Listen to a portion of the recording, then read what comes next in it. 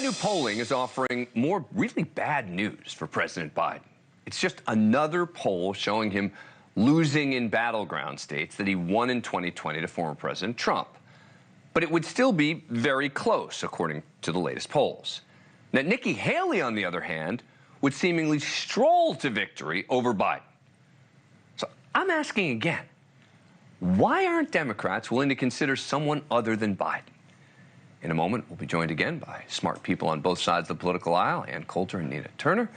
Here's what the latest polling from CNN shows. In battleground states that Biden previously won, like Michigan and Georgia, Trump holds a lead of at least 5 points, 49 to 44 in Georgia, 50 to 40 in Michigan, and that's not counting the people who say they won't vote for either candidate.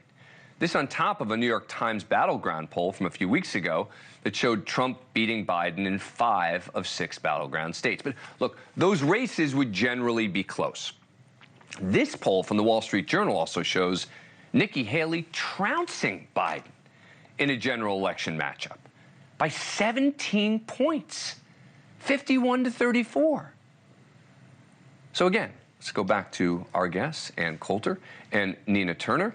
All right, so Nina, from a Democratic perspective, shouldn't this be a 5-alarm fire? I mean, shouldn't Democrats be saying, oh my goodness, like it just keeps getting worse, and the big issue is not the economy, as it's often been, it's Joe Biden's age and seeming infirmity, which is just going to get worse. I think age plays into a larger anxiety that the American people are having over the economy. I mean, they knew he was older when he won in 2020. This is really, and yeah, we should be ringing the alarm, but the system will not. American people have been very clear. They don't want a rematch between either one, President Biden or President Trump. 17 polls, I think, have showed President Biden losing. We know that polls are snapshots in time, but this is becoming a Polaroid at this point. This is a solid picture that the Democrats are in trouble. Yeah, and from the Republican perspective, I mean, again, it's still going to be close, right? Things could definitely change by the time of the election. If people are forced to choose, they may say, oh, you know what, I hate Biden, but I can't elect Trump, right?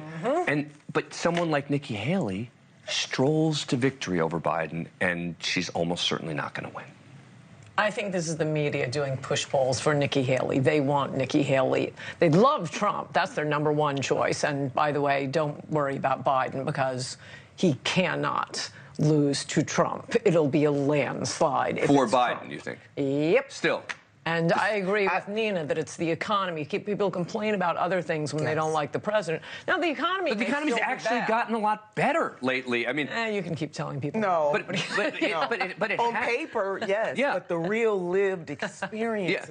But how do you change... I mean, but there's going to be no way to change that. No matter how much better, quote-unquote, the economy gets, you know, they're going to be... People vote out of hate more than love. Well, that's true. And yes. 60% of Americans hate Trump, which is why the Democrats, the smart Democrats, I mean, that's why I think you keep getting these nonsense indictments. The first time Trump's numbers went up was that indictment in New York for the alleged hush money. And from then on, he was dead in the water. And they keep bringing these ridiculous indictments. And I don't know what it is with Republican voters. Okay, they're nonsense indictments. There have been other nonsense indictments in the world. Why does that make you think he'd make a great president?